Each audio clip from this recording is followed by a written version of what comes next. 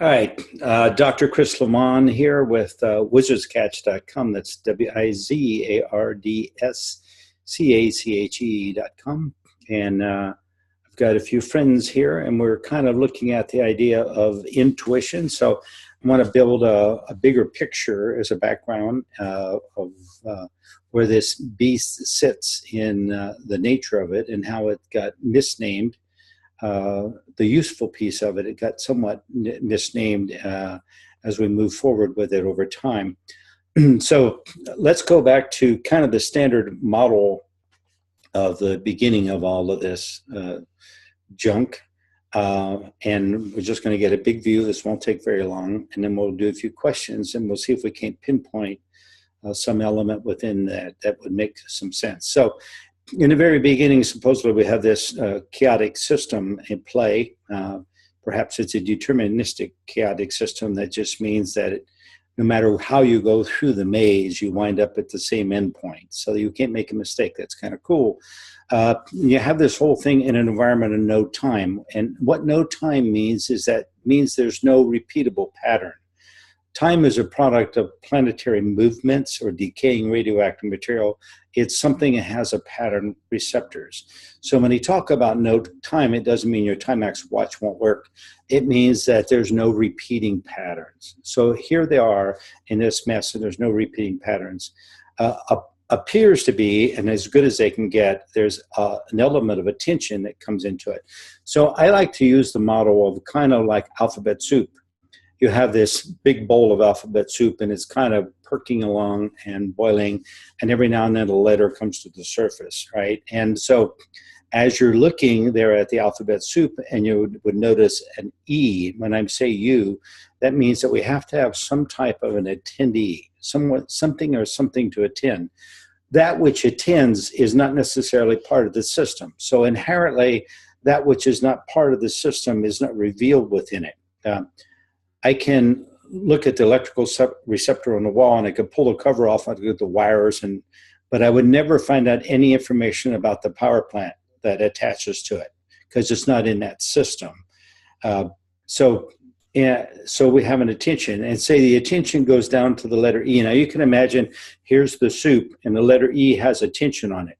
As soon as the letter E has attention on it, immediately the attention goes to, this is the letter I see, and I remember the letter I saw a second ago. So we have a substain. It's like hitting a Tibetan bowl. It has a substain sound. So that substains itself. So as it substains itself, you can imagine that the letter E is kind of moving out of the soup, and it's kind of moving forward. Now, to put some terminology on this, the attention on there starts to give it a place of being sustained. All the rest of this cauldron just goes back to boiling away. But now as soon as this starts to move, we've introduced something called time. Now it has a repetition. E was here, right on the surface of the soup. Now E is 1/8 of an inch away. Now E is 2/8 of an inch away. Now it's 3/8 of an inch away. Now we've just created time. We brought into time. So your attention is always going to be on the very surface of it. As it moves away, what it does is it decompresses. As the E unfolds and decompresses and moves out through time, then it starts to produce what is called structure. So structure is kind of like, right now we're in Washington State, and this is Vancouver, Washington. If I look at a map of the United States, or even a map of Washington probably, this is going to just be a dot, right? So if we go on to Google or whatever map service you use, we then zoom in, and we could then find the streets, and et cetera, et cetera. We have to then zoom in. So as this unfolds, literally it's building more and more discernment. So it's unfolding. So constantly, this piece from the top of the soup to the letter, the surface of the letter we can call the present moment. Your attention's always on the present moment. Everything behind that is that which is remembered. So it's objectified. I'll get to that in a moment. That which is in front of it is projected.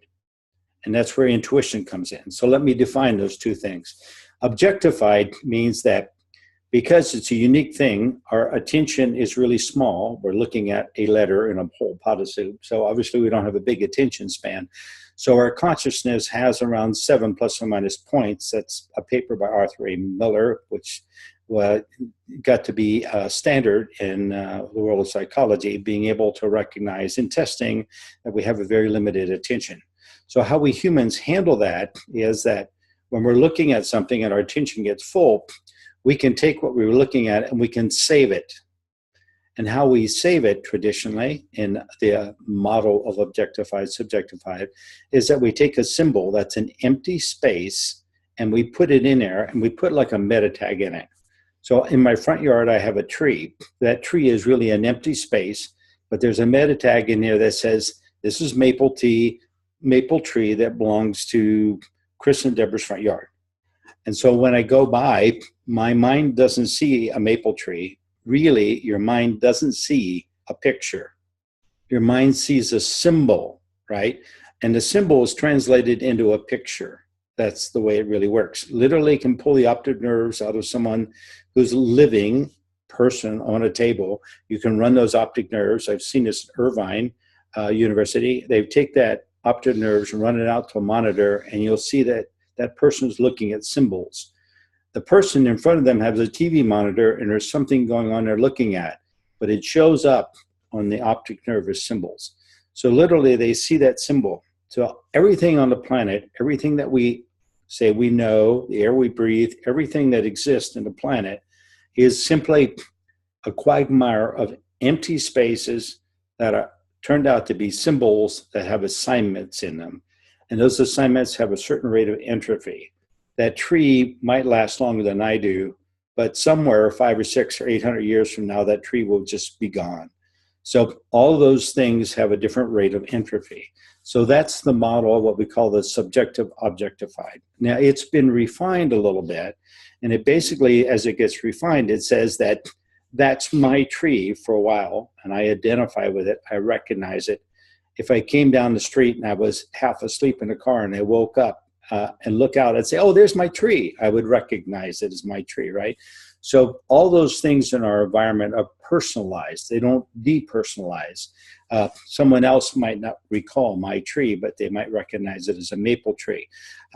So it's a lot more personalized. It's not the environment and the person. It's all personalized. In other words, we're all part of the same quagmire. We're all unfolding out of this. This unfolding piece that comes up is making all the things subjective behind. So that means that when you're on a cutting edge here, as you move forward, more complexity comes in. So if you have an experience right here, you can say, I don't remember it used to be that way. You're absolutely right. It didn't used to be that way. That complexity wasn't there.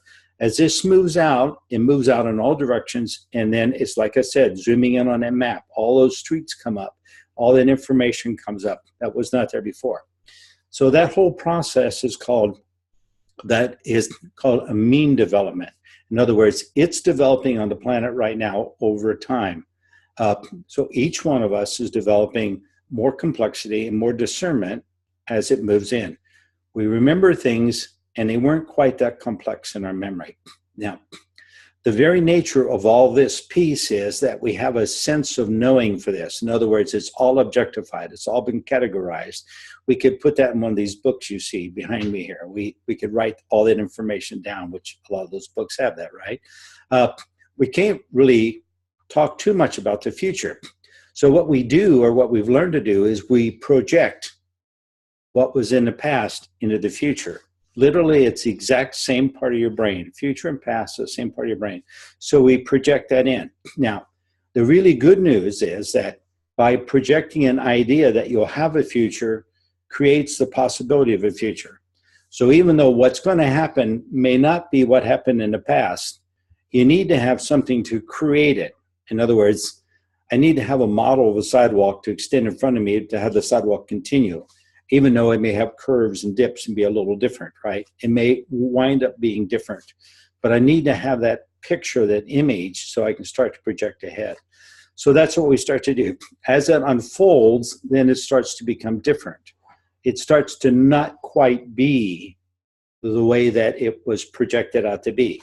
So the projection then is called a possibility. It's a range of possibilities. So the range of possibilities gets marked, because the interesting thing from the top of the soup to wherever the letter is at for now, right now we're talking about the letter E from my friend Ed, as it moves out, Ed's always on the surface, has all this memory, has this projection forward. All these pieces down here are going to be familiar. So we project them always out. This is a unique set. The package and all the patterns in here, which we call your unconscious, is not a personal I. It's just simply like a computer program. It's all just patterns. What makes it unique for the E, or for Ed, is at the very bottom, when it all started, there were a couple of random patterns that we call meta patterns. And they shuffle in such a way that they make it a unique trip for Ed. So all of these human patterns are the same as every other human has, but he has a special version of them. So you can look at that and you said, well, that's like so-and-so does the same thinking, or so-and-so does the same thinking. That's true, but he has a unique version. The longer this pattern gets, the more unique his version will become. As it moves forward over thousands and thousands of years, as it gets more discernment, we get uniquely more different. We don't get uniquely more the same. We become uniquely more different. Diversity comes into play. But then we also have a lot more in the package of intuition, right? So projecting it out and forward is basically assuming that it's going to be the same, which guarantees me there'll be a future, and then I discover what it turned out to be. That'll be kind of a surprise. Now, what I can do is I start to learn the potential of it. In other words, if I start to interpret how his unique theme translate, because these meta patterns way down on the bottom have made it unique. And so if I start to look at that, I can then start to project forward what unique piece will be with Ed. So in computer science, we call that an algorithm, right? So we'd run up an algorithm with his base program in it, and we could project it out, and we would then get a far more accurate prediction of where his future has. So you can actually then take your intuition, and you could then get to know Ed, or get to know the base of his variation. And when you start to add that to the nature of all those human patterns, you can start to project out unique pieces into his future. So they want to call all of this an intuition, but you're really taking the very nature of intuition, the ability to reference from memory, the objects I left behind, and be able to project them forward. You can actually tweak that to where you're projecting something even better. You're projecting anticipation forward. You're projecting possibilities that would be a trend for the way Ed would do things versus someone else that was walking along with him, that they might act out or perceive or even recognize or have different preferences. And you can start to manipulate them. So that's why when someone is doing what we call an intuitive reading, they're looking at someone and they say, oh, here's a pattern you have, and that means you're going to do this or you're going to do that. They're really talking about probabilities. As they develop more and more skill, they'll start to look more at those meta patterns. Now, what's interesting is this doesn't come in so much as an image. I know they talk about I see, but that is just simply so that we can structure it into language. So we have a bigger vocabulary with I see than we do with any other sense.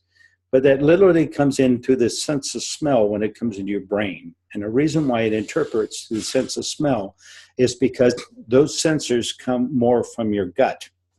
The sense of smell sits all the way down, it's the lowest. And on the very highest on your brainstem sits the sense of sight. So sight refreshes really fast.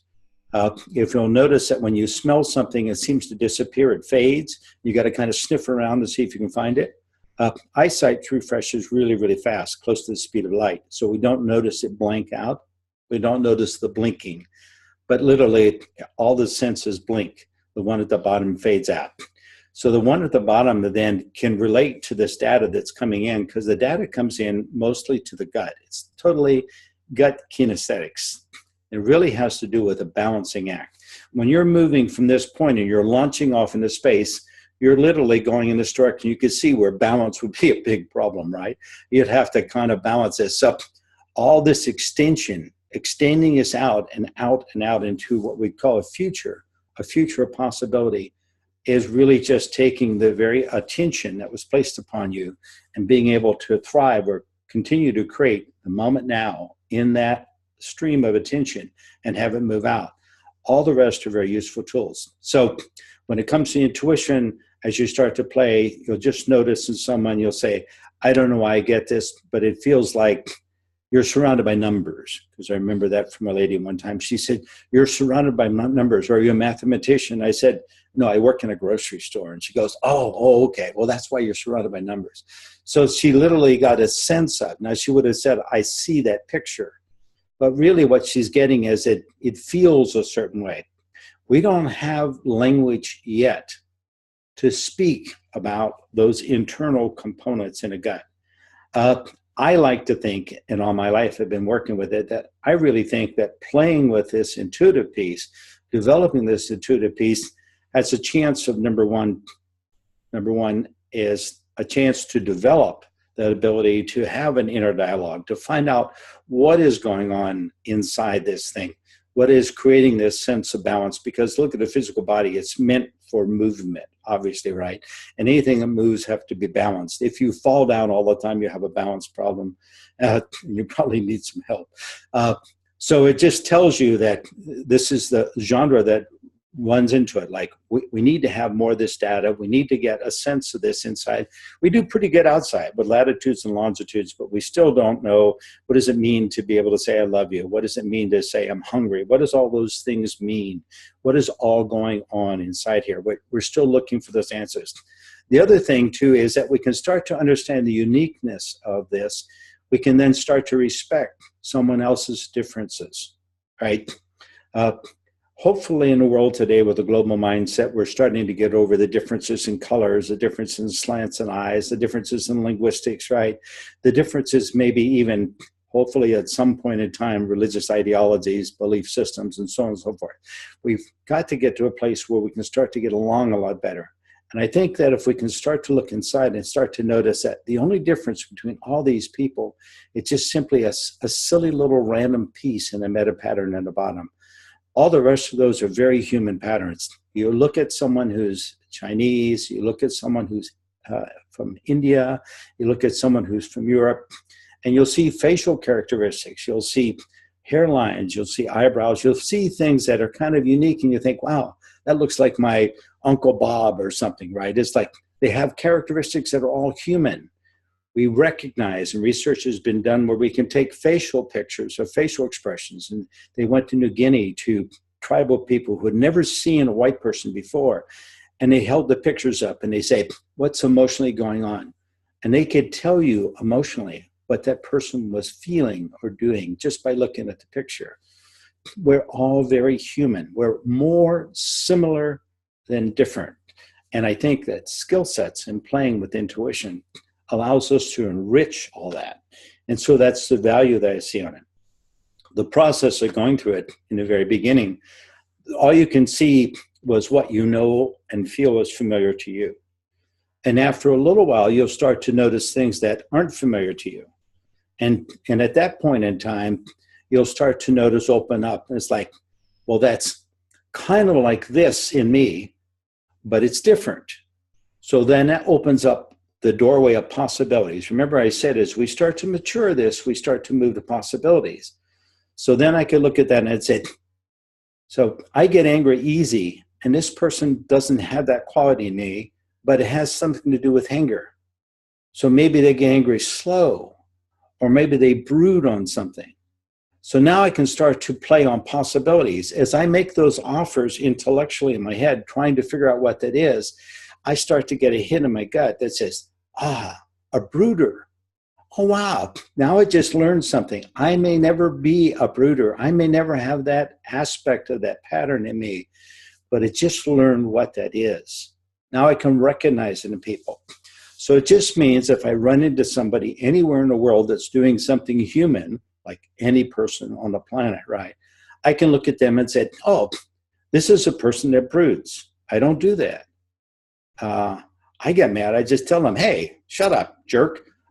So it's like, wow. So they're a brooder. So I better watch myself here because they're going to be mad at me still next week, right? Because they're a brooder. So you start to understand human a lot better than just looking at you opens up a doorway to enrich the whole dynamic of who you are. And that's the great value in it. So I've been playing with that. So from that viewpoint, I'm going to throw this out and see if anybody in the room has a question that we could answer into this quagmire, because we've got a little short video here. Have any questions about intuition? Anybody in the room? So for intuition, people say they feel it. I mean, are you actually feeling? Yeah, you're actually feeling it. You know, there was a lot, at least when I was in intuitive training and I trained lots of people, I'd always tell them, don't use the word feel, because you have really limited language. Once again, I can say my stomach feels topsy-turvy. I don't know if that was the chips we were eating this morning or breakfast. Oh, wait, I didn't have breakfast. Oh, okay. Well, see, I don't know. There's no level of certainty. There's no confidence. So you'll never be able to open up the probability piece. As long as you don't know, there's too great a I don't know. If I put it into language of I see, it's a cheat. Most certainly it's a cheat. And I say, well, what I see is this. It allows me to have an artificial sense of confidence. But the truth is that the brain produces an image from all the data that comes in, and it uses all 5 streams of data. And so it takes all those senses, the 5 senses, and it produces that all into it. Literally, you can, there is a guy, and I don't remember his name, but there's a guy that was a rock climber, and he had an accident, and he lost his sight.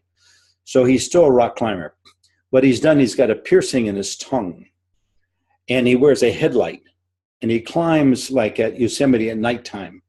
You'll see him out there in a half dome in the middle of the dark, because he can put his head up, and that light will shine out, and it lights up the ridges. And he opens his mouth, and his tongue is tied into the optic nerve, and it'll tell him the ridges, and he can see them literally, and he can rock climb freestyle out there totally by himself in the dark because of that. Now, when he gets to the top, he has to have someone help him get back down, but which is kind of silly. But when it comes to rock and being able to see something just a foot away, that light will light it up enough to get a reflection off, and that sensory will get that data. So it's the same thing too with David Eagleman has done some YouTube videos and stuff wearing a vest that allows you to hear and sense senses that come through feeling. So it gives you senses in your back. It takes, like Braille, it takes 2 weeks to learn Braille. It takes about 2 weeks to learn to hear with the vest on. You can pick up intensity, you can pick up volume. So all of our senses come together and they produce a picture. So when I say we're cheating, we're really saying, I want to get more data to flow into it so I can fabricate an image. Since what I do is make the image up anyway, let's use that skill to get past my relationship to me and expand it out to the relationship to other potentials. And then I gain insight and knowledge to what goes on. It may never affect me, but I can understand better, right? So it increases the empathetic level. So our ability to get along with people is what we call an empathetic piece, right? It's the ability to relate to someone that said, okay, I understand I offended you. That wouldn't have offended me, but I can see it offended you. I apologize. And so now you've enriched yourself and you'll understand that if I act my normal, insensitive, irreverent self, there are people that get offended by me, most certainly. Usually they throw things at me, but the advantage to having a video is that there's no one to throw things at me. But anyway, does that make some sense? So that's why we put it in that linguistic structure. It's a little trick to play with it. The tool is a useful tool. Yeah, and maybe there are, people out there on the street corners doing readings. I loved it. There was a lady dressed up like a little fairy with a little wand in Long Beach. My wife and I met one night, and she had little rolls. She had a basket and it had little tiny rolls in it, kind of like fortune cookie rolls. A little tiny roll in there on a piece of paper. And for $1, she would then reach a roll out and hand you your fortune. So she had typed these all up on this piece of paper. She walked around and did pixie dust to everybody.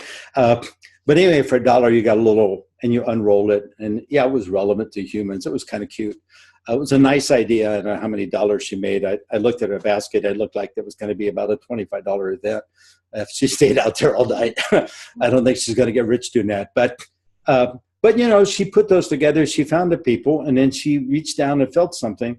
So there was a participation, a reference, an expectation, and most certainly an influence.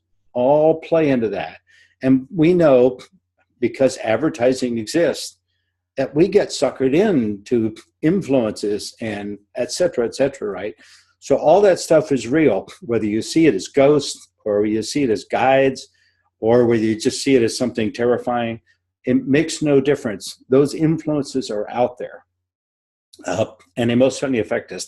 We know that our brain does not have a private thought, that most certainly the chatter in our brain is shared by people around us in proximity. And they can seed people in a group and actually seed thoughts. And so we're really not isolated ever. It's all about relationships. And so we really need to, if we're going to get along on this planet, we need to enrich that. And that's one of the great advantages of intuition. All right. Any other questions from the peanut gallery out there? We're looking pretty good. All right. So I'm going to make this a short wrap, and I'm going to close it now. So it's been fun, and we'll put this video up just for the fun of it.